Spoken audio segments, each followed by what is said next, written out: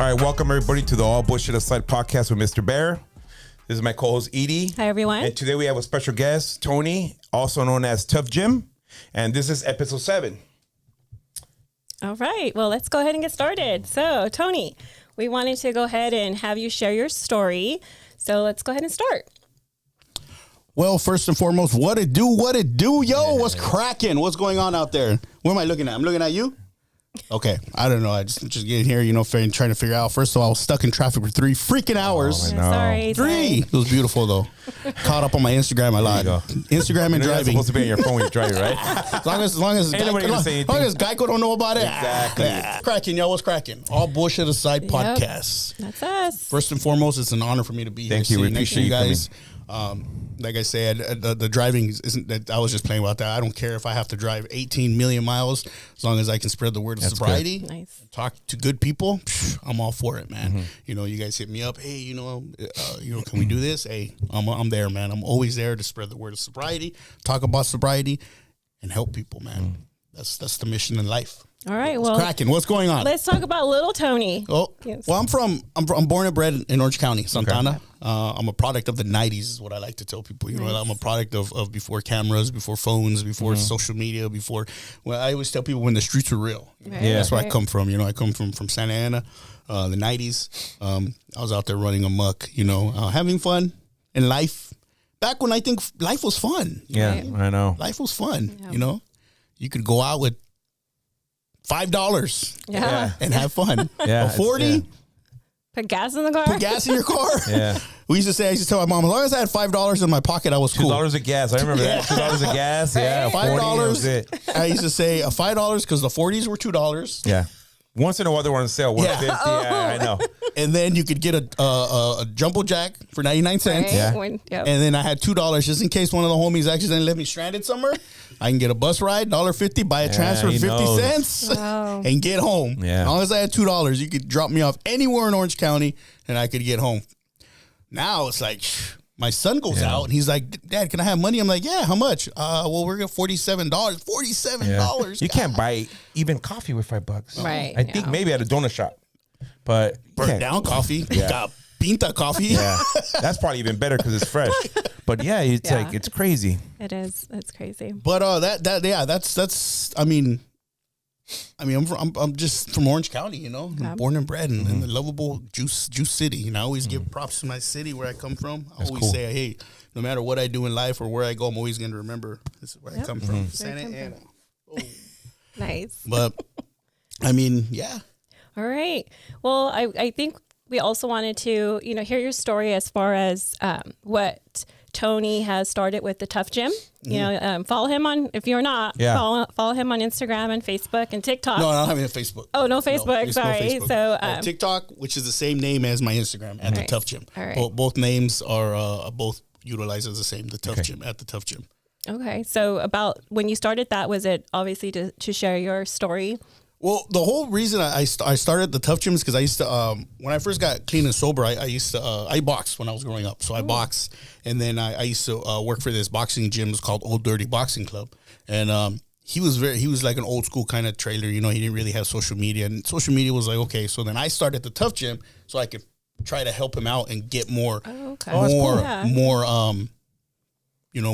traffic. Clientele. Yeah, just more traffic. Because the Old Dirty Boxing didn't have social media, didn't have anything. And, I was like, hey, maybe I could start this, and then he had told me, hey, you want to take your, start training your kids, your boxing kids to go compete, go ahead, so we'll get you licensed and everything. And then that's when I was like, okay, let me come up with the boxing name. And that's where I came up with the Tuff Gym. Okay. So I just started social media just at the Tuff Gym, and that was it. That was the whole reason I started that name. But I've always had like the Tuff in front of my name, like Tuff Tony, stuff like that. But so that's why I came up with the Tuff Gym, and I just stuck with it. A lot of people hit me up now. Oh, you should change it because you're growing. I was like, nah, I'm never grow. My goal in life, honestly, my whole goal in life is to open up a boxing gym and help kids out. Nice. So I just always feel like even though that goal is probably way back there, every time I see the Tuff Gym or I hear it, it's like a goal of mine. Like, hey, eventually, maybe one day I can do like a nonprofit to help, kids. where maybe at that point in time I'll be blessed where there'll be no monthly fee, there'll be no charge fee, where, hey, you could just come to the Tuff Gym and do your homework, box, learn to box. Well, that's pretty cool. No anti-bully zone, stuff like that. Yeah. So that's like a whole goal of mine also, but as long as I think I have the Tuff Gym there, it's like, it's a goal that'll never die, what I mean? So even if I'm 80, I'll still be like, hey, maybe I can start that gym. So. It's never too late. Never too late. Never too late. So that's the whole reason the whole Tuff Gym started and everything. And it just kind of started. So you've always been into working out, your health, the fitness? Well, not when I was doing drugs and alcohol. Well, let's get down to that story. Sure, why not? Get all pedo and go to the gym. No. I boxed growing up. I boxed when I was a teenager, and then, I kind of got out of it. And then, I got into drugs and alcohol, and then I kind of got clean and sober. I didn't say clean and sober, but I kind of took a little step back, and then I got back into boxing when I was like 23, 24, and I was like, these guys are men. These guys hurt me. I can't do this no more. Crazy.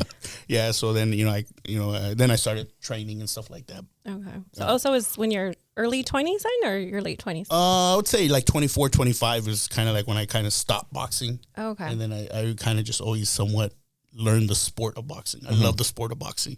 I loved the sport of boxing back.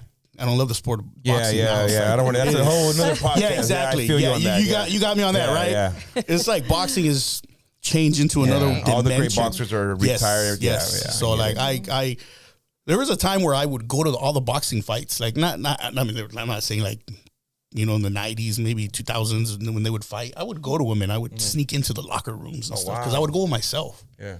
And I would do all kinds of. I love boxing, but. Now, you're just saying that's another whole story. It's like I don't even know half these guys, nor do I want to know. Things, yeah, definitely. Mm-hmm. Well, besides the boxing, are you out there, doing podcasts and talking about your story and sharing your purpose, your goal? My goal and my purpose, is just to spread the word of sobriety. Talk about sobriety. Everything is in my heart. Homelessness and things like that. But when it comes down to my main focus, it's always about sobriety, man.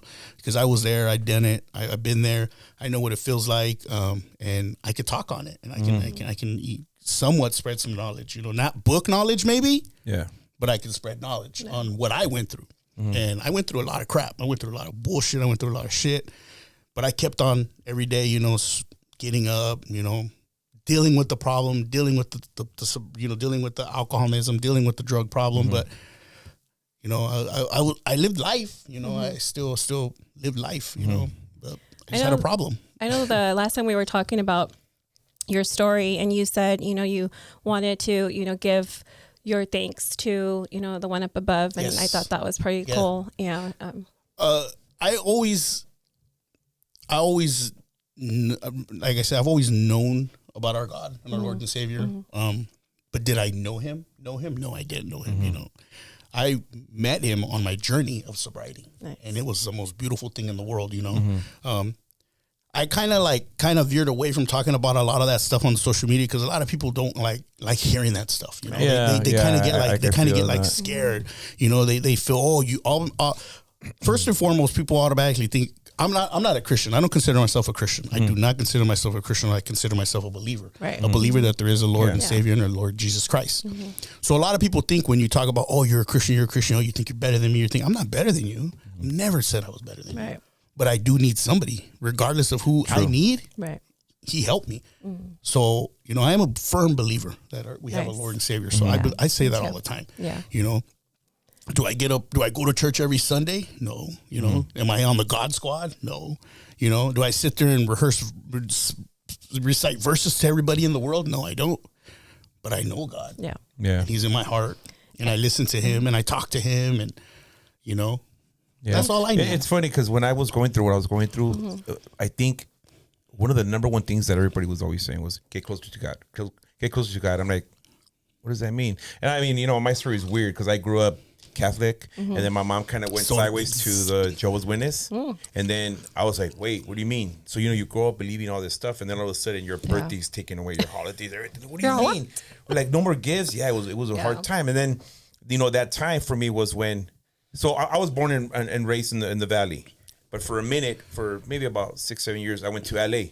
That's where I started gangbanging. You know, I lived in Cudahy, and then I did my thing there and everything. So I am literally wearing a suit and tie in church, gangbanging on fools in church because there was dudes from other neighborhoods, and it's like, what is this? Where I'm in church and there's dudes hitting me up. Yeah. With a Bible in their hand. I'm like, I've always thought that religion was kind of weird. I don't know.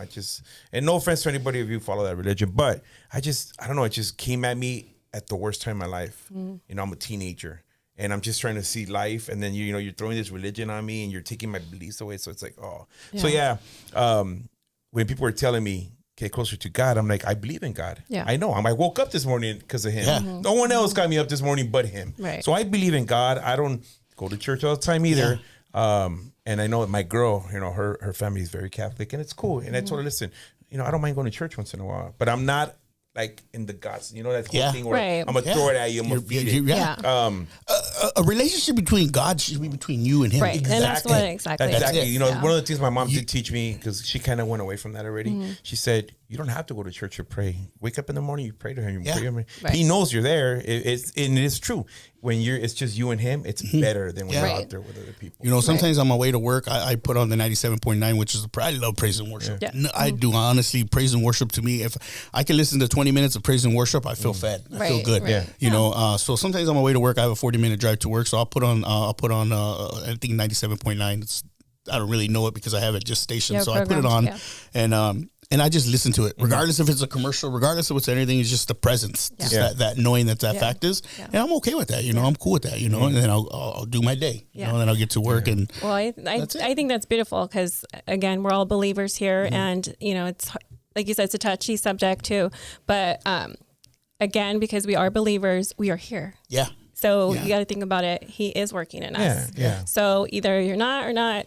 We are, and it's just a blessing to be among you two as well. I've seen miracles. My brother is sober 17 years. He's a pastor now. He can quote every scripture, but he won't throw it in your face. You know what I mean? And he's working by what the Lord has provided for him. And he was in a gang, and he was did all that stuff, drugs. He was bad on drugs, and we've all partied and stuff like that, but I've seen, his works, in my life as well, in your life. Oh, in your life, right? Yeah. So again, what works for us may not work for everybody, but definitely I'll always praise him. Yeah, that's the thing that people need to understand. When people are sending me DMs, I'm going through it. How long? I see you're doing it. There's people that have been following me since the beginning, and now they're like, you look happy, you're glowing. Yeah, but you were not there when I went through the nightmare, the trauma. So, and people are like, oh my God, I'm going through it. I don't know what to do. What did you do? Well, look, what I did might not work for you. I can give you, that's the best advice. Kind of advice. No, you know what I mean? Like, because a lot of people you got to go to church. Look, come with me. A lot of females were like, go to church. And go. You should go. I'll pick you up. And I don't know where this is going, but I'm good. I don't think that I'm gonna go to church and my life's gonna change. I know what I have to do. You know what I mean? Yeah. So it's like I tell people I went to therapy as a male, growing up in the Mexican community. To admit that I went to anger management. I went to couples therapy without my couple. My ex-wife, she didn't want to go because she thought there was something wrong with her. I said, okay, I'll go. But I went, why? Because I wanted to not only fix myself, but I wanted to bring a better environment to our marriage. Hey, you know what's cool? Well, look, this is what I'm learning. I went to therapy. I took meds. I did it all. And then one day I said, nah, I don't need meds. I want to feel the pain. And I remember, I don't know if I made a video or I did a live where somebody asked me that, and I said, you got to go through it. You got to go through the trauma. You can't run away from it. And of course, look, I did my share of drugs. Why? Because in that moment, I felt good. I'm with the homies. We're drinking. Everything's cool. Wake up the next day. I'm like, fuck, it's still there. It's like somebody's there knocking. Hey, remember me? I'm here. I'm like, fuck. So then what do? You do more drugs. So I know that whole thing, how to numb and all that. I've been there. And then eventually you just got to say enough is enough. Yeah. Because you go through... You got to be tired. Yeah. You got to be tired. You got to be tired. You got to the same thing you're saying. People ask me all the time. People tell me all the time, how do I get my boyfriend to stop? How do I get my girlfriend to... You can't. No. You can't. You got to do it yourself. You got to. And then I tell people this. So people ask me, and they're like, oh, so you got tired and what happened? And then people, oh, you did it for your kids. You did it for your wife. And I say, as much as I hate to say this, as much as I hate to say that, I didn't do it for my wife. I didn't do it for my kids. I did it for myself, so I could be a better person for my wife, to my kids. Exactly. Right. Because if I did it for them, I probably would have failed. I'm going to do it for my kids. I love my kids to death. My kids come first in anything in this world. Anything. But I stopped doing what I needed to do for them so I could be the best dad in the world. Right. You know what I mean? And people don't like hearing that. I mean, the people I encounter, they're like, what can we do? What can we do? There's no magic pill you can go buy at Thrifties and say, here's a pill, bro, take it and you'll be good. Hell no. Because if that was the case, we would do so much shit and, go get a pill. No, it doesn't work that way. And there's so many people that are like, you got to go through. I locked myself in a room for 6 days. August 28, 2013, when I walked out of the hospital, I went home and I locked myself in the room. I locked myself in there for like 6 freaking days. I went through it all. I didn't come out, but I went through it all. I went through it. You know, I had to. I sweated everything out. I shitted everything out. I threw up everything. For the first 2 days, I ate a lot of edibles and I smoked a lot of weed. So I mean, hey, that helped me sleep. I'd been on a bender for 11 days. Oh wow. But like you're saying, you got to go through it. You got to go through it. Because you know what? Everybody's going to come at you and give you, well, my brother did this. Well, my sister did that. Yeah, okay, well, maybe that worked for them. For me, admitting that I was going through depression, anxiety, that was hard. Yeah. It was hard. My roommate, he'll be the first to tell you, he saw me on the ground in the room, curled up like a baby, crying, bawling, and he's right there. And it's like, it's crazy because... Us as Mexicanos, we're not supposed to be like that. I didn't even talk to my dad. My dad's he's old school, paisa, cool, mellow, doesn't drink no more. My dad quit drinking, but he was never really, and I've never known that my dad partied. Because if, I don't know. I don't think so. You know when people party. Yeah. But my dad was just old school, work.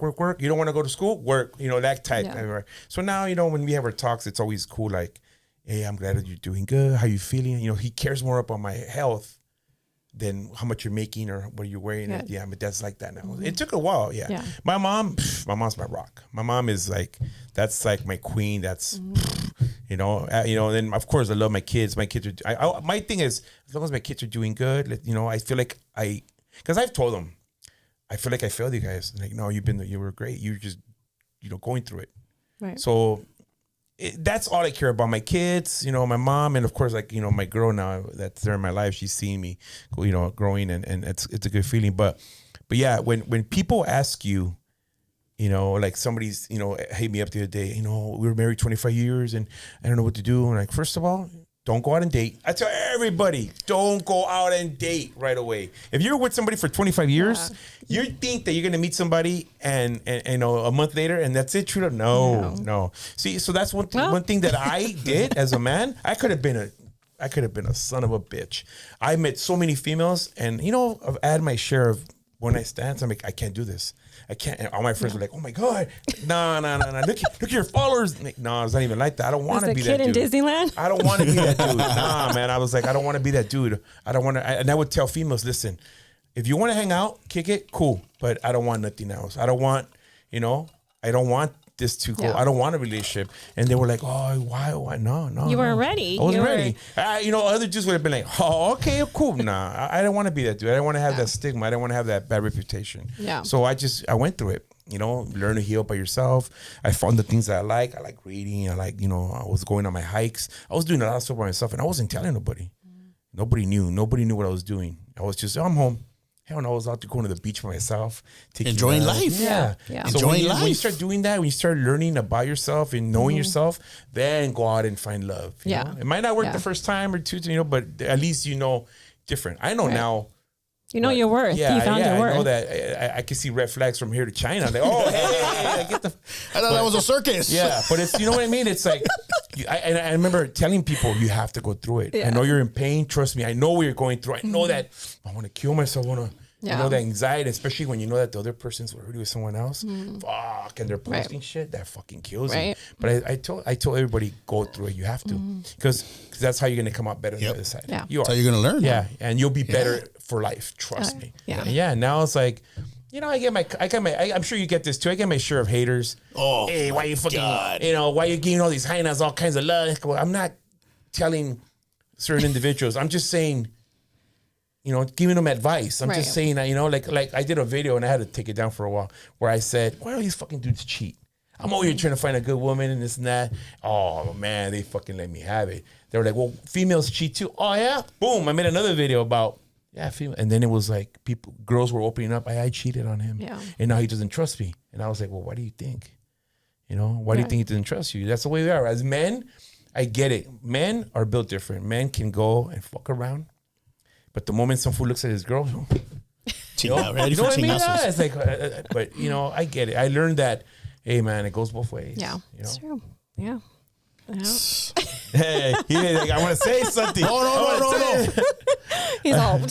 I know. Nah, we just came to talk about. Yeah, I know. No. You hit it though. You hit everything you said. Bro, it's true. I tell people, listen, everything I did, the truth, might not help you. Yeah. But when I knew one thing, I knew I wasn't feeling good, so I started trying to eat healthier. Started going to the gym. I started running. Started, oh man, now you feel like, ooh, I could breathe now. I quit smoking. I was never big on drugs. But I would just party. Yeah. Once in a while, oh man, I'm feeling like shit. And then when I started noticing it was every weekend, Friday, Saturday, Sunday, I'm like, oh shit, no, I can't. I don't like going to work like this. Right. So I by myself say, nah, I'm good. Just kick it to the side and that's it. Yeah. Well, that's good. That that's your whole story of your experiences and stuff. And with mine too, it's similar. And I'm just excited to finally be at a better place. Yeah. A year later, my breakup has been about a year, and everything that you're talking about, beach, going hiking, walking, just feeling better. And of course, my relationship with the Lord, again, that just works for me. And I'm just finally at that point where I'm excited. I'm enjoying life, my daughter, my family, stop wasting time, Yeah, you start life looking at what's important, man. Right. I used to have a big group of friends, and then slowly you start doing good, and then you don't want to kick it no more. Or you think you're better. You think like, nah, man, I'm just works growing with life. I'm just moving on. Instead of giving me like props, hey man, you're doing good. They're like, this is good. Oh man, you'll never get that. You get a lot of haters too. Oh huh? my god, especially when you do your skits. Let's talk about your skits. Yeah. Oh, to the max. Oh, haters just. It comes, and you need your haters. Yes. That's one thing I know. I need my haters. Yeah. They need I noticed that every now since I left, I got divorced. Everything I noticed that there's been a lot of people out of my life, and I started looking back. I'm like, oh man, it was toxic. Every time I was around, it was or this or that. What I mean? It's like it's better for me. It's well, cool. Everything's happening. Things are coming out to light. I just wish that some of these haters would just actually approach you and tell you in life. They never will. See you at Target. Hey, you don't work out legs? No, motherfucker. I work out hands. You want to go outside real quick? They won't though. Yeah. They don't. It's like they're quick. Yeah. Internet gangsters. Oh my god. I once had I did a little investigating. I had a guy once who asked me for a job. He's like, hey bro, you need a job and blah blah blah. And he was like in my DMs and I need a job and you're a cool guy and you're sobriety. But so then on another, they posted one of my skits on a fool page. Mm-hmm. This fool was on there talking crap about me. Oh no. On this page when less than 24 hours ago he was in my DMs casi llorando. Hey man, I need a job. Wow. And then I went on this fool page. It had like thousands of comments and I read them and the fool was talking crap on me. Wow, that guy's a punk. Cool. That guy. So when I screenshot it and I put him on blast. And then I screenshotted what he said about me. And then I screenshotted what he did in my DMs. And he blocked me. But I put him on blast, But I just wish some of these guys would just, if they see you, tell you what. Yeah, they won't though. They won't. Yeah, because the moment they you know how it is. You know the code of the street. The moment you start doing, if somebody's going to do something, they ain't going to tell you shit. They're going to come at you and to do it. You know what? Yeah. So I can't. Yeah, the haters is. But like you say, I love them. It's part of the. You haters. Yeah. A mí me caes bien. I love you guys. Oh, that's good. That's post worthy right there. You're hater. You know me. When I'm like. I just can't say names, unfortunately. But yeah, a couple of your some posts. of the videos that I've made lately, this person already knows. Oh man, he's talking about me. Yeah, I can't say your name, but yeah, he knows who he is. We know who you are. We know. Yeah. Haters. I love you guys. Haters Keep on talking crap. Keep on. Haters. No. But like, and another thing about the haters, like never once has one of the haters like hated on me. And then I go on their page and I'm like, holy crap, this guy has something to talk crap about. But a lot of these guys talk crap. And let's say they do have an active page. They sit there, they talk crap on me, and then I'll go snoop on their page. Guy's like 120 pounds, 130 pounds, never looked like he worked out a day in his life. Looks like he's never had a girlfriend in his life. Ugly motherfucker. And I'm like, and this guy has, but I guess it just, that's what they live for. That's one thing I've learned is misery loves company, bro. Misery loves company. And I don't block them. I don't block them. Unless they really. I forget it. In the beginning, I'm not going to lie, there was a couple of people that were kind of trying to make me feel stupid for talking about what my ex did. And I'm like, oh, so you condone that? Okay. Well, if you don't know the whole, so that was kind of going into a little, back, and I'm like, that's it. Stop. Then eventually it just kind of, I didn't care anymore. Yeah. I'm like, whatever. This is part of the process. It's normal. And you're not successful unless you have haters, right? Yeah. In the beginning, I used to block a lot of them. My block list is crazy. But then I just said, no, I'm not going to block you. They go away by themselves. No, I want them to see. I want them to come back and look. Because they're talking about you. So they're, again, I've always just said, listen, man, if you don't like me, they're talking about you. But did you know that? Did you know this is social media? If there's it makes your algorithm. That's what I was going to say. They're talking about so if does? Yes, because it becomes trendy. Well, they come back, guys. Come back. So my haters come back. So if they're on there, I've had full blown conversations of people hitting each other up, talking this and that on my comment. Has nothing to do with me, but 20, 30, 40, 50 comments going back and forth. That actually looks good for your algorithm. Though that will keep that page trendy. So let them argue. Don't block them. I see other people say, "Oh, I cut off that comment. I deleted that because I had too much stuff going." No. Let them go. Let them keep on going because that'll keep that post active. It'll keep it hot. So let them. If people want to talk crap about you, let them talk. Just sit back and just. Shit, that made my day. When I used to get paid on Instagram, so I used to sit back and be like. Oh, see, we need to talk. No, Instagram don't pay no more. Instagram don't pay no more. They don't pay no more. They don't pay no more. So and TikTok does TikTok no? TikTok does, but you need to have. So you get paid? Yeah, I get paid. I get paid cents a day. I'm like, I'll get paid if anything goes over like 1 million views. Yeah, I'm not even there yet. I mean, you got like what? 300,000 on TikTok, and I've had a few. I think 70, 80 million views on TikTok. So I've gotten some good money on there. But Instagram was paid. I was making some good change there. So when they used to sit there and the haters used to comment back and forth about this and that, I used to sit back and be like, cha-ching, keep it going. Yeah. Instagram don't pay no more, man. I don't know what happened. They just said chalice. Well, still the haters still can hate. Yeah. I enjoy them. Yes. Well, David, anything else that you want to talk about? Here's what I want to ask you, because I know I did a video about this. Do you think that we're a product of our environment? Oh, yeah. We are, right? Because a lot of people say, no, you have choice. I'm like, no. I'm still stuck in the 90s. Yeah. When I tell people that because I'm a product of their look. I still wear the Dickies. I still wear the 501s. Yeah, and it's all coming back. I still wear my Reeboks from, I'm a product. I grew up, and the only person I saw was I had some cousins and my uncle. My uncle was pretty big in Pacoima. And I saw that, but I saw it different. Not until I moved to LA. I was in the middle of probably 15 different neighborhoods going to school, and it was like kind of hard not to get into a gang. I tried to explain this to one of my friends. Oh, you had a choice. Yeah, I had a choice. I was either get my ass beat or and I don't want to get my ass beat no more. So what I do, I joined my neighborhood. Yeah. And then, from there, I go, you get caught up in them, everything.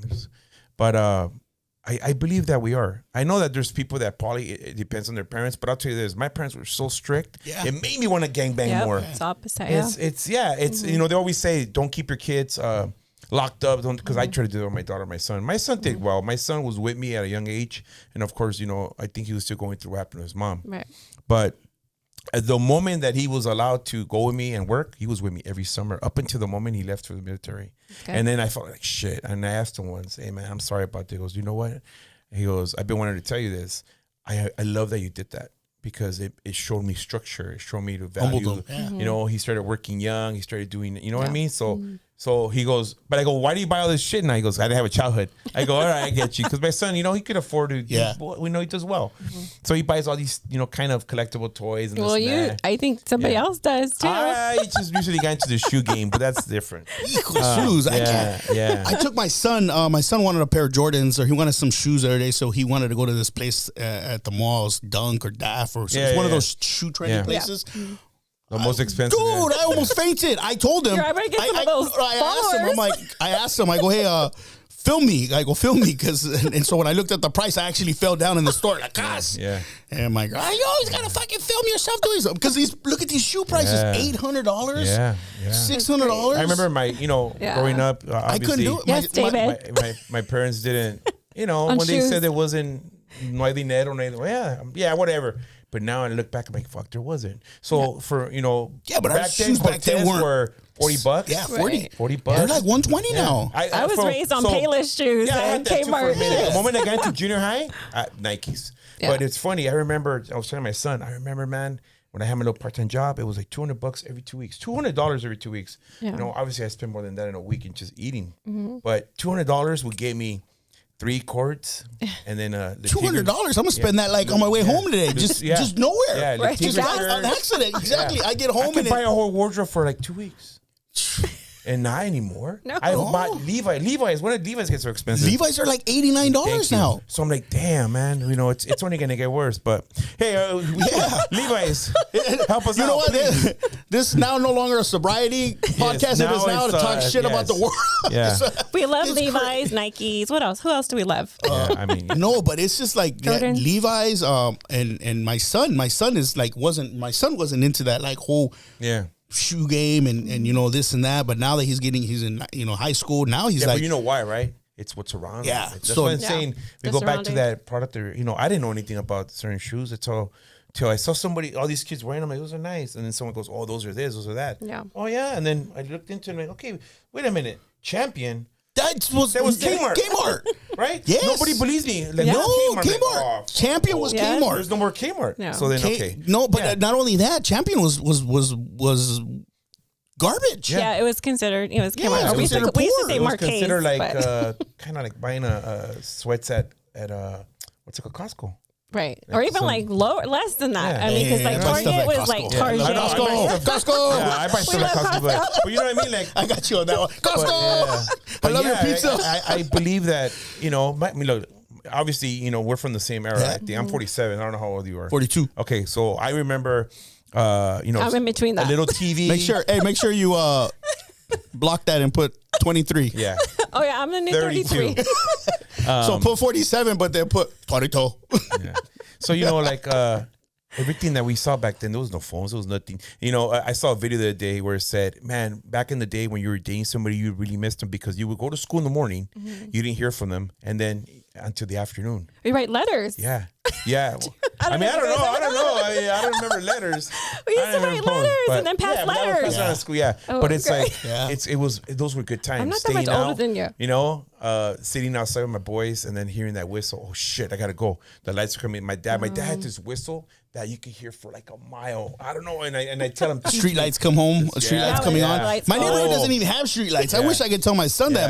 I told my son that. Come home and he looks at me like Yeah. But it's because they took the light bulbs out. Huh? But those were good times. Those were good times. You're right. I didn't have nothing. So I'm like, I remember summer like we used to spend at the river bottom. Me and my homies, me and my friends, we used to ride our bikes and we used to go to the river bottom and we used to have a lot of fun. We used to just ride our bikes. That's how my daughter. And we used to have a friend. His name was Steven. He had the ice. The machine. Because we're Mexicans, we had the refrigerator, but the ice machine never worked. It never worked. It never worked. But you had to go inside and get it from the inside. Yeah. Steven actually had the machine that worked, so it was always run around, get all thirsty, and we go to Steven's house because his water was cold and he had the ice cubes that came out. Thanks, Steven. So we'd always roll to Steven's house. We used the little ice would come out. Yeah. That was the coolest thing in the world. You put the thing there in the ice. Do you have one now? Now I have one, but ice don't come out. Yeah, but you know how it is. Ice don't come out. And I've plumbed for 6 years. I could fix it, but I just I don't want to. But those are the things that you miss. You remember when I reminisce. I'm like, man, good times. You know, Saturday mornings, just cartoons, breakfast, go play. Now I yell at my son sometimes because he's just constantly like, I could walk in his room. I'll walk in his room. My son, you know, he's 15. He'll have his phone like this with 6 guys on his phone. He'll be on his PlayStation on there, talking to somebody, playing on there, and then he'll have his. And I'm like, what are you doing? He's doing like 7 things at once, fun things, but he's not outside. Yeah, no one does that anymore. Nobody. You know, you look at the parks, there's not a lot of kids in the park anymore. Well, I think what hurt too is COVID too. I mean, not just the new generation, but also, I mean, there was a time we all thought we were going to die, you know, and the social media was huge. I mean, my daughter went from 10 to 13, like that. Yeah, I know. And, you know, and again, look at us. We're on our phones too, but definitely the kids. I have a nephew and my daughter, the gaming. My brother, my other brother, he used to do the Nintendo, you know, back in the day, and he's a computer programmer. So I mean, well, then think about it. So maybe that did help. You know, maybe that was his. You know, I'm trying to think. You are right. You are right about COVID. You are right about COVID because that's like when I kind of started getting into the social media thing was COVID. Yeah, so me like, too. And people kind of like hit me up now with like the homies and everything. They haven't seen me. They'll come across me on social media. They're like, the fuck happened to you? We're here wearing wigs and shit on your social media, but I'm like, some homies are like, "Hey, you good?" I'm like, "Yeah, man." Well, you know, and then they start seeing the stories about, you know, the whole, you know, attempted suicide. They're like, "Hey, man, I never knew. I never knew. You know, we used to kick it back in the day. You know, because we don't talk about it. Right. As men, I couldn't sit with my homies and be like, "Hey, man, my uncle tried to molest me," or I couldn't. Because then it would have been like a rap. Oh, your uncle probably would have been dead. Well, maybe, but yeah. No, I'm scared. We don't condone anybody getting killed. No, I'm just saying. But yeah, I do believe, bro, that I think we are a product of our environment. You know, we not that we want to blame it on anybody, because nobody puts a pipe to your mouth or you know, cig or whatever. But when you're around and everybody's smoking, drinking, doing drugs, you just, what do? You know how it is. You know. Some people can't, and some people. I mean, I don't condone what I'm all ready to say right now either. I don't. Yeah. But I think our era, I mean, I don't even know why I should say this because it's not happening. But our era of drugs were, I think, a lot. They were different. They were different. Yes, yes, that's what I'm trying to say. They were different. Drugs are good. Yeah, not to say drugs are good. But that's you know what I said. mean? But like I tell my son, son. Back in my era, back in my days, we could experiment with drugs. Like I experiment with Negra, I experiment smoking. Tard, Negra, you know, I could experience it. Now there is no experience because you hear these stories about these good kids trying fentanyl one time and they're dead. They're done. Yeah. So I tell my son, you know, you can't experiment. Like I remember when I used to smoke meth, and then when glass came out, I was kind of in that era. So I experimented with glass. I didn't like it. I didn't like that. So like I went back to, you know, normal. But we could experiment. You know, we could try something, and if we didn't like it, you know. Now these kids just can't. They can't. Yeah, you know even weed is laced with fentanyl. It's funny how I work on the streets, right? I work for the city of LA, and you know I'm in all kinds of neighborhoods, rich neighborhoods, poor neighborhoods, South Central. You hear it everywhere, and you see these youngsters, and it's like out of every 30 kids, probably 25 of them are vaping. And I'm like, wait a minute, I thought you're supposed to be 18. So I remember asking my son this when I used to live in Bakersfield, because you know in Bakersfield there's nothing to do. So a lot of the young kids, what do? They get caught up in drugs. Yeah. So I told my son, is everybody smoking weed or what are they drinking? He goes, what? No, Dad, everybody's doing Xanax. And I go, how do they get that? And he goes, Dad, everybody's got a mom or a dad or an older brother or older sister. On I'm like, not only on that, but like alcohol. I'm like, how are you getting alcohol? Because I know you're not taking my alcohol. Everybody's got an older brother. I'm like, Dad, that's the thing. You know, no matter what you do, try to help your kids out. That shit's out there. Oh, yeah. Yeah, they're going to get it somewhere. You know, I had my girl was telling me that, and you know, she's from Echo Park, that in her neighborhood, there was a little liquor store where that's where the teenagers would get their beer. How? Well, my local neighborhood, the guy didn't care. I mean, I'm not. When I was drinking back, you know, I mean, you could an 8-month-old could probably go in there and buy a beer, and he'd be like, go ahead. He didn't care. My local neighborhood. He didn't care. Yeah. Hose Market, shout out. No. He didn't care. Nice. He didn't care as long as you had money. Yeah. Yeah. So we would go in there and we would buy our alcohol. No problem whatsoever. Knowing, hey, once we get dressed, we're going to go over here, get our with 40. Your $5 in your pocket. Yeah, and we're good. Already knew. I remember that. Now I don't know how it is now, but I mean. Well, now, I mean, they have secret people go, and if you have the card. I've had kids. You have to go sir, card. Can you man? Look, that's a crazy fine. I heard. Yeah, That's I go, look, man. I'm not trying to get caught up. No, just say it's free. No, I know I've done this. But no, I'm good. No, yeah. I've never. I don't do that. And it's like I said. Like I think our time was just like I said, a little bit. It was a little bit better, but we're seeing the results of. You know what I mean? Like we're seeing everything's worse now. I do have a couple friends that back in my days that did a little hard drugs and they're kind of zoned out now. But it's sad when I go to see somebody where I see a zoned out kid now and they're like 20, 19. It's like dang. Because remember growing up, my homies. I have a couple that are like that now. Like they're zoned but out.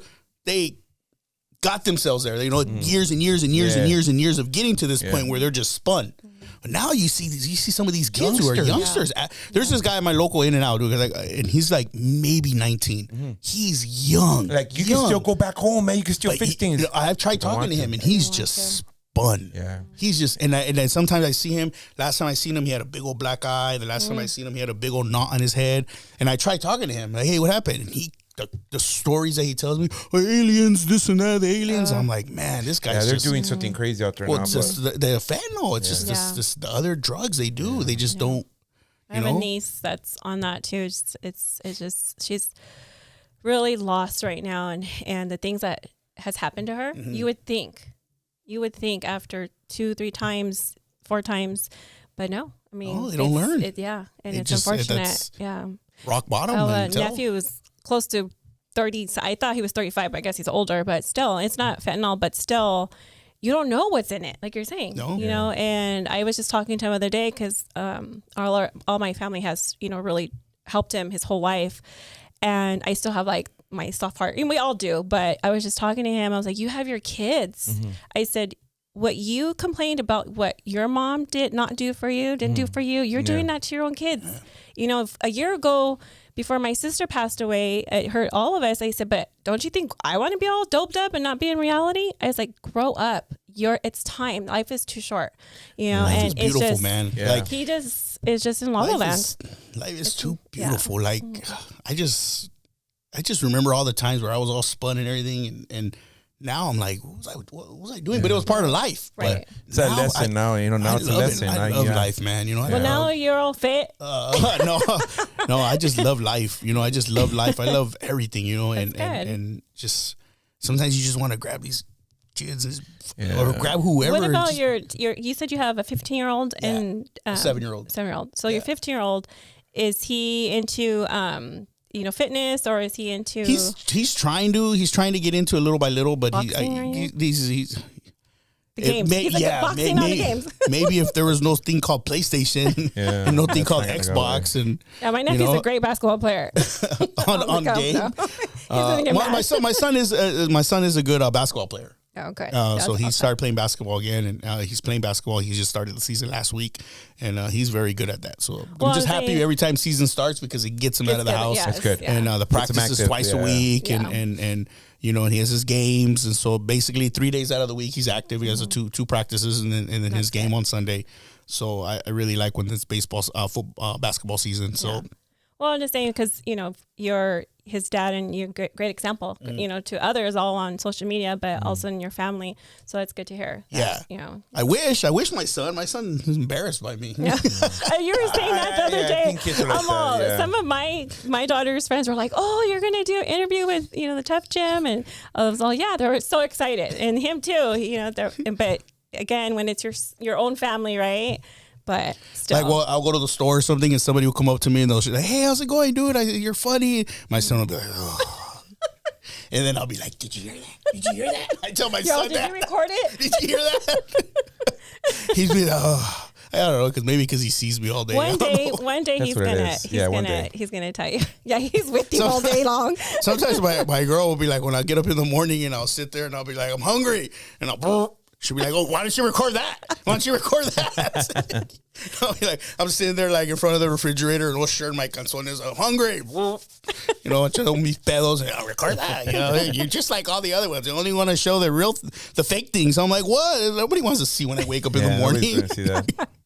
Hey, there's those TV shows like the MTV when you're recording the daily Yeah. life. You never know. Maybe never they'll know, huh? contact you. Yeah. Day in life touched him. Let's do it. Oh my gosh. But that's good. What you were talking about, man, about Yeah. just life. And Yeah, just, I mean, it's unfortunate that we have to go through shit sometimes. Yeah. To really find yourself. But you know, like you said, life is beautiful, man. I do things now that the old me would have been like, "Hey, dog, what the fuck are you doing?" You know? Yeah. I tried doing the little, little diary, and then it's not gonna work. I'm cool. You know what? Just I'll do it. a journal. But a lot of the stuff I started doing was to reach other men that were going through what I was going through. Right. And in the process, I understand we're all human. There's a lot of females. Yeah, I got a lot of followers and everything. It's all good, but I think now it's more like if I can help one couple, you're good. hey man, just go. Look, put the pride aside. Who cares what people are gonna think? You're telling me that you're gonna get divorced after 25 years because he just doesn't like to pick up his clothes or some bullshit? Come on. No, Well, nobody's perfect, obviously, but yeah, that was my goal. My goal was just to kind of, if I could help one couple. And I've had people that tell me he like the lady will say, he agreed to go to therapy. I'm like, that's good. Yeah. And we're good now. And now he is. Well, you don't have to go out there and get her flowers every day. But all I tried to say was, it's the little things, man. Right. Yeah. Mm-hmm. And this I was telling her, this all started because I come out of the gym one day early in the morning on Sunday. I'm all sweaty and head's all backwards, all sushi and shit. And I saw a video on TikTok where this guy's like, man, I just want to come home. I don't want to do shit. My girl's always like, you fucking dumb motherfucker. Like, this is what it's all about. So I did that video and it went viral. And then it just kind of like, okay. So then Onto something. It was an outlet. It was like, it was for me to speak. And, and people started hitting me up. I know I feel you. And what are you doing? So then it just kind of curved into a whole, listen, I'm not a therapist. Right. I'll never tell you, but I can tell you what helped me. Then when I started promoting that app, I used an app that it helped me do a certain exercise, and it was bringing my anxiety down. And people were hating me. What's the name of the app? What's the name of the app? I'm like, damn. That's when I started seeing, man, there's so many people out there. Create your own app. Man. They just don't want to reach out. The power of exercise is beautiful. It is. Well, that's when I noticed that, just going to the gym for an hour, coming out like, oh my God, taking a shower, having a healthy meal. Oh, hell yeah. Your that was endorphins and everything is like, it does. It helps everything out. That's one thing. Sometimes some of my haters say, you've been working out. A lot of people think that I've been lifting weights for a long time. No, I haven't been lifting weights for a long time. I just started like 2 years ago. I was boxing before that. So a lot of people are like, oh man, you've been lifting weights and you still can't do this. And I'm like, but sometimes I don't. That's not a goal of mine. My goal is just to go in there and just my relax. thing is I'm not trying to be a bodybuilder. I just want to go in there and just get be healthy. And this is a thing for life. Because like, what's your goal? To live.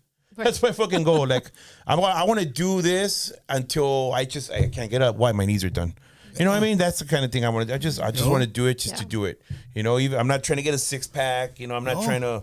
Be like. Well, I'm trying to have a Beyonce body, so. Well, I mean, and that's. I mean, I don't like, and people like they hit me up about that too. Hey, I'm trying to look like this guy. I'm trying to look like, but that guy right there, that's probably his life. Yeah, that's probably his life. He don't work. He probably gets sponsored from this and that. You're setting. I don't mean to say this, but I mean you're setting yourself up for failure, kind of in a way. Just work at what you want. Right. At what you feel comfortable with.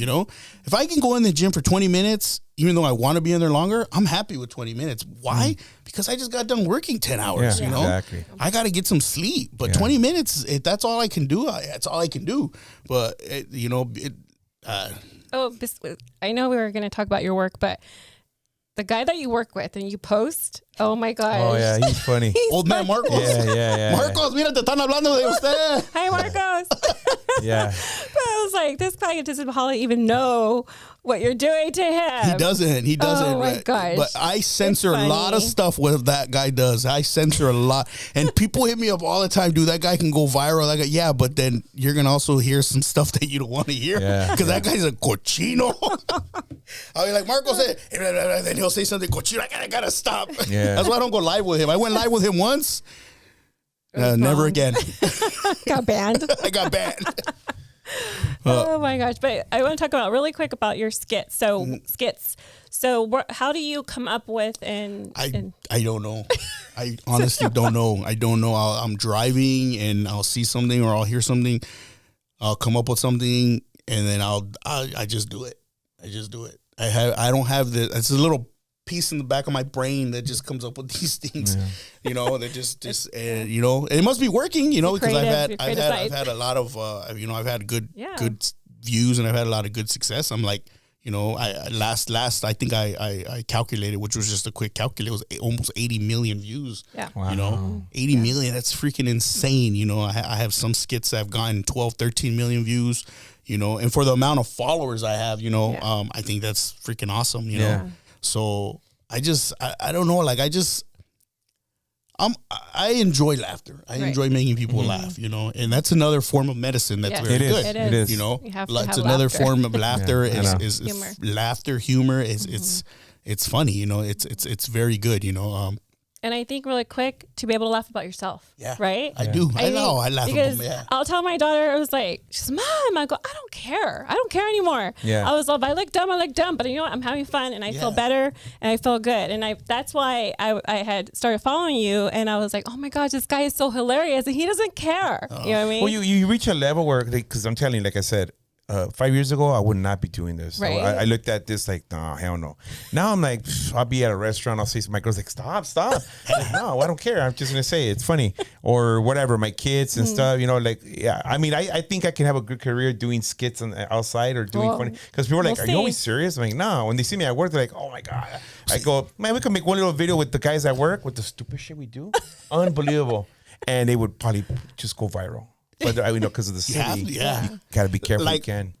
When I first started my Instagram, like I tried the whole tough guy, you know, act, you know, inked up, you know, I did a couple photo shoots. I did a lot things like that. I used to do the acting, the inmate, the jail, stuff like that. So I would only stick to that, you know, posting that.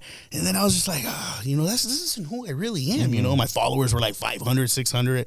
And then I remember I bought this huge Christmas tree, huge Christmas tree, and the damn garbage truck wouldn't pick it up. He wouldn't pick it up, so I sat there in front of the yard one day, and as the garbage man passed by, I sat there with a sad face, and I filmed myself going like that. I posted that. That was kind of like one of my first skits. That shit went good, viral. And then I posted myself on a scooter the next, like about a week later, and they hit, and I said, okay, you know, it's about time I show these guys who I really am, you know. My neighborhood, my name's Happy. They call me Happy, and they call me Goofy. That's my nickname, you know. I've always been this guy that's just been... You know, I don't have a crazy killer name. I don't have a killer psycho or nothing like that. That's not my nickname, you know. You know, think my nickname, Happy. I'm here with Bear and Goofy. Yeah, Bear. Hey. Yeah. And it's funny, they started calling me Bear when I was really overweight and I lost the weight. And then I'm like, you're still calling me Bear? I'm like, okay, well, cool. Yeah. I mean, I am bigger than most of the guys around me. Well, you're like 6'2"? Yeah. So it's like, all right, well, fuck it then. Bear. Yeah. And you know, just went viral. Yeah. So, like, you know, that's my nickname in my hood, you know, Happy and Goofy, you know. So you got to think, you know, so I've always had this person, you know, I've always been, even back when I was gangbanging, I've always, you know, I was out there. What was your gangbang name? Your Happy. Gang? Oh, was it? Okay. Yeah. What was yours? Drifter. Oh, okay. They used to call me Happy. I was always just happy. I wasn't in a gang, but I dated gangsters. So does that still count? I don't know. I mean, did you have a nickname? Well, they say that the night I got my nickname, the night I got jumped in, the cops ended up raiding the house, a party, and they threw me in the back of the cop car. And then the cops were like, "Was there a flash in the light?" I was like, "What's up?" I was all like, "My happy," you know. You're 14 years old. Oh, wow, going to juvie. You think it's the coolest thing in the world. I didn't go to juvie. They let me go. But then that's when they're like, oh, we jumped in Happy last night. And I'm like, who's Happy? They're all, you. And I'm like, oh, I thought my name was Goofy. They're like, no, we're Happy. I was You like, changed. yeah, now I'm part of the Seven Dwarfs now, I guess, or what? So they switched my name because of that, you know, because I got jumped and I got jumped into the hood that night and they threw me in the back of the cop car. And then I was happy. The whole time I was in the back of the cop car, I was happy. So I was like, all right, I'll stick to that. But like, that's my name, you know. I've always had this outgoing personality, you know. I think we all have. At least man, you weren't called Grumpy. And then you've been Grumpy. I think we all have. My homie Grumpy. My homie Grumpy. Yeah. We actually in my hood we have all the Seven Dwarfs. Yeah. We have Sleepy. I remember Sleepy, Grumpy. Yeah, I had them all. We have them all. We have Sleepy. We have Grumpy. We have Dopey. There should have been a sneaky in there. There's sneakies. Yeah, we have. But yeah. But that you know. But even when I was in my downfall, I was, you know, I just always had this personality. It's just, you know, It's good. You have to be. That's, you have your. And it's not fake. It's my you can totally tell it's not fake. My personality and who I am and what I am is not fake. I don't sit here and do this and then go on Instagram and do that and then drive home all sad with sad music on. Yeah. Moping the whole way. Yeah. Nah, it's not me. I'm sure you have some, sometimes when you start feeling sad, but then you can snap out of it. You know what? Yeah. I do get sad, but then I just think of where the hell I've been in my life. It's funny you say that. I've just been sad, Now I'm like, I don't know about you, but when I had my anxiety, I would, now when I would start gaining a little bit, I'm like, boom, curve it. It's so easy now. Back then I wanted to go to the hospital every time. I went to the hospital so many times because I thought I was dying until I learned to curve it. I learned, exercises, all kinds of shit. Yeah. Now I'm like, whatever. But it's not till you're there. You start looking back where you've been. This isn't gonna do shit to me. I've done this. I've done that. I was homeless. I slept in the back of my truck. I slept in the back of my car that was in repo mode. I've slept in the garage. I've slept in sales. I've slept with piss all over myself when I got hogtied one day when I was locked up. And you want to tell me, working 11 hours is going to be a bad day for me? Yeah. Hell no. You want to say me waiting, driving up here, traffic's going to be hell no. Yeah. I've gone through some crazy shit in my life, and that's why I say my motto now is I love life. I love life because I've gone through a lot of crap in my life. Now it's like I laugh at it. I can laugh at it. I get pulled over by the cops, and I'll laugh at that. Cops think you're gonna fuck with me. I'll laugh. I laugh at things now because I just love life now. And I tell people just get in control of your life and love life, and I guarantee you're gonna love it. Man, don't give up. Don't give up. People dealing with sobriety, people dealing with a problem, just don't give up, man. There is a light at the end of that tunnel, and there is a light. And I tell people like this. I tell people it's not gonna happen like overnight. Yeah, it's not gonna happen overnight. If all of a sudden today, I relapsed 3-4 times. I think I relapsed. I relapsed, and I got back on the horse. 7 months, I relapsed again. I relapsed, and then I went 7 months, and I relapsed, and then I went 4 months, and then I relapsed. And then that last August 28th was like the last one. But I just didn't like relapse and be like, okay, that's it. I'm going to be a drunk for the rest of my life. And, because then where would I be right now? 9 years later, I still would be in the same situation. But just because I relapse doesn't mean I'm just going to give up and be like, fuck it. Yeah, one thing you have to learn is patience, man. And it's it's not going to happen overnight. Yeah, I know. I learned that, when I was out there, I want to find love again or this or that. I found myself rushing it. Yeah. And then I said, nah. I'm just gonna stay alone, heal, learn, because everybody's like, you have to learn to love yourself. Yeah. Like I told you, for 20 years, I was loving one person and I never loved myself. It wasn't until that divorce where I was like, oh shit, I didn't know I liked this. I didn't know I liked doing that. But it was because I was just catering to one human being. I was giving, but I wasn't receiving. You know what I mean? There was no, it was just what you want. What about, let's do this. I don't like that. Oh, okay. No compromise, ever. So now it's like, I'm in this relationship and I'm like, you're good with that? She goes, yeah. Oh. So I find myself like that sometimes. Not only in a relationship, but in life. I learned to love me. I learned to deal with be with myself, But everything you're saying is, we're on the same page with that, dude. Like you have to, man. And it just don't give up is what I tell people, man. I mean, there's 2 vatos right here that are telling you. Yeah. 2 vatos right here. Mexican. Mexicanos, chingones. Barren, happy, and goofy. That are telling you life gets what? Life gets what? It gets better. Yep. There's no, it's not the end. It's not, I don't see that. No, trust me, there is light at the end of the tunnel. We're 2 different people that have probably 2 different addictions, or we had 2 different problems. Yeah. But our problems fucked our life up. Yeah. If I say that about yours, because my problem messed my life up. We're proof that you can't go through anything and come out on top. Now my life is amazing. My life is beautiful. I have a good job. I have a nice house. I enjoy it. I enjoy my life. And I still look like a homie. Yeah. I'm not. I'm still out here. I still go out. I don't know. I go to bars and I don't drink. That's one of the things I want to ask you real quick. Like, how are you around people that drink? I love it. Yeah, you're cool and cool. That's not something I set my foot into right away. Yeah, I didn't do that for about 5 or 6 years. Oh wow. Now I'm like, You know, I get you could invited. be at a backyard boogie and you're, you know, the homies are drinking. You know, yeah, that's I'm cool. cool. The only thing I don't ask is that I don't hold beer. I always tell people that, like, sometimes, like, we'll go to like the swap meet and they're like, hey, hold my beer. No, I don't do that. I don't hold beer. I don't buy beer. I don't buy 12 packs or like, you know, I'm going to someone's house. They're like, hey, call him up. He'll buy a 12. I don't buy beer. Oh, that's cool. You know, I don't. You come over to my house like to drink, or I don't have a problem if I have a barbecue. If I'm having a fight, you can come over to my house. I just ask that if you want to drink, you drink, and you take your beer home at the end of the day. That's it. That's cool. And don't make it look too refreshing in the ice chest. Yeah. Don't put too much ice. I want it to look nasty. Yeah, because I open up dirt the in the ice. Yeah, I look it up the ice chest and I see the. Oh, I don't know. But you know, you come over to my house. You want to watch boxing? Go ahead and just take your own beer home, and that's cool. that's it. But I don't have a problem with it now. You know, but that's not something that I don't. That's not something that I did right off the bat. You know, I'd say about 5 or 6 years. Practice, you know. Oh yeah. You know, like I said, I got 9 years clean and sober now. So.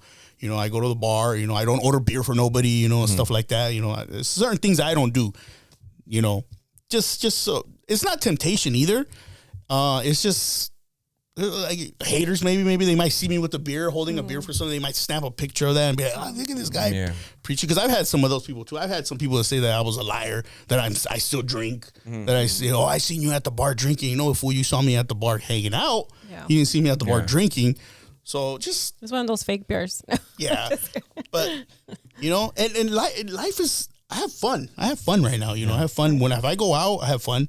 You know, I can drive. Sometimes when I go like out, I go to like 99 Bottles, and at the end of the night, 2:00, you see all the people. I gotta wait to drive home. I'm like, peace. I could just take off. Yeah, that's the beauty. Yeah, He doesn't offer them right. Me and my girl, we drink a little bit, nothing crazy, but it's like, you know, I have a commercial license, so one beer, boom, that's a DUI. So you know, it depends where we're gonna go. Okay, well, I'm not gonna drink. Or we don't have to drink. She'll tell me we don't have to drink. I'm like, oh fuck, you know, that's cool, better. You know, sometimes you just want to drink a soda and go, you know, But that's one of the things that I learned, obviously because of what happened to my son's mom. You know, I've always been against drunk driving and all that. You know, that's something I always preached. Yes. But yeah, man, I would tell everybody get Uber, yes, just get Uber, because you know. $20 Shout out to Uber. Shout out to Uber. Yeah, Uber. Yeah, you as much as I use you guys got to sponsor me. But that's another topic. So, I think. And you know, what do you want to add? Like the last thing. I think that's good. I mean, thank you for joining us. Yeah, we and, appreciate your story. And sharing your story. Had a lot of fun, laughter. Always. Yeah, we needed some laughter in this part. It's been a little sappy lately. It's like, but you know. Yeah. But we didn't talk about my dad, or we were talking about my dad. I probably would have started crying, but I'm just playing. But just keep on going, man. Just sobriety, you know. Yeah. I always, there was one scripture that I always say, and I always try to bring it in. It's the one that helped me out the most. It's Jeremiah 29:11. It says, "For I know the plans I have for you, declares the Lord, one to prosper you, one to help you, one not to harm you." Yeah. You know, I live by that saying every day. When I honestly used to say that to myself every day. Jeremiah 29:11. Jeremiah 29:11. So, for I know the plans I have for you, declares the Lord. Like he tells you, you know, once again, you don't have to be on the God squad. He tells you he has plans for you. You know, and that's when I used to always tell myself, I knew in my life, my goal in life, my plan in life was not to be an alcoholic, was not to be a drug addict, was not to be a fucking low life. Yeah. You know. So by me saying those words to me during my sobriety, for I know the plans I have for you, for I know the plans I have for you, for I know the plans I have for you, that used to help me out and boost me. Say, okay, I'm not going to be a low life. I'm going to beat this. I'm going to beat this. I'm going to beat this. I'm going to beat this. You know, and little by little, my life started getting better. You know, I applied for the job. I got the job. You know, I moved out of that 1-bedroom apartment into a 2-bedroom apartment. And then from that 2-bedroom apartment, I moved into the 3-bedroom apartment. And then from the 3-bedroom apartment, I moved into a little house. And then from that little house, I moved into a house. I bought a house, you know. That's beautiful. I paid off my car. You know, I paid off my little Jetta bucket. You know, I had money in the bank. You know, I was like, what the fuck? What's all this shit happening, you know? Blessings, bro. Yeah, blessings, you know, blessings and all because, you know, I just started living right and just stopped giving into this temptation of drinking and doing drugs and not living right. You know, I always tell people, my code of life I do is I'm not here to screw anybody. I'm not here to fuck anybody over in their life. I'm not here to make a fast buck. You know what I mean? I go to work, I clock in, I leave, I go home. That's it. You know, these people that are trying to always make fast dollars, make fast life, do this, turn $2 into $8, you know, just live right. Just live right, live right, live right. They'll come back to you. Yeah, just live right, you know, live right. Don't try to pull fast ones. Don't try to, you know, pull eyes over, the eyelids over people and try to screw people over, because all that comes back to you. Exactly. Man. Just live I'm right. a big believer in karma. Just live right. I've been seeing it lately. Yeah. So. Just go to work, clock in, work your 8, 9, 10 hours and go home. Yeah. Your family. Just live right. And I'm proof. We're proof that it happens. Yes, we definitely are. Life is beautiful. All of us. Yes. Okay. Well, I thought you were throwing your Santa Ana sign over here. No. I'm not gang affiliated. Life is beautiful. Peace. Yes. I need to come up with a sobriety. There you go. Sobriety. That's pretty cool. 9 years clean and sober. Nice. So beautiful. 9 years. How many years? Nice. Well, I still occasionally drink. No, what you were dealing with? What's your? My relationship year now. So but I mean, prior to that, I have other stories too to share. But having family, I feel like I went through it. You know what I mean? Because my nephew and my brother, it was hard. It's hard. It doesn't just affect yourself; it affected your family. Yes, and that's another whole topic. But so I felt like I went along with it too. So it's just to see your family member, and the evilness of my it. mom, it's embarrassing. My mom tells me stories about back what I used to do when I was drunk, cussing her out, yelling at her. It's embarrassing, but that's what I was. That's what made me who I am today. I love my mom. Shout out to my mom. I love you, Mom. Shut up, Mom. Hi. Shout out to all our moms. Hey, Mom. My sisters, Elizabeth, my son Tono, Benny Two Toes, my son Benny. You better go to sleep, Benny. I'm gonna show this to you at night. I love you, Benny. I love you, son. I love you, Toe. I love you, Mom. I love you, man. I love all you guys, man. I love you guys. I'm gonna cry now. Oh, that's beautiful. I always forget. Where's my shout out? Oh, you didn't pay me. Oh, I'm glad you got your shout out there. All right, David. So I think we're good. That was awesome. Thank you so much. And sobriety rocks. Yes. All right. All right, guys. Well, stay tuned. We have more good stuff coming for you guys. Until then, have a good day.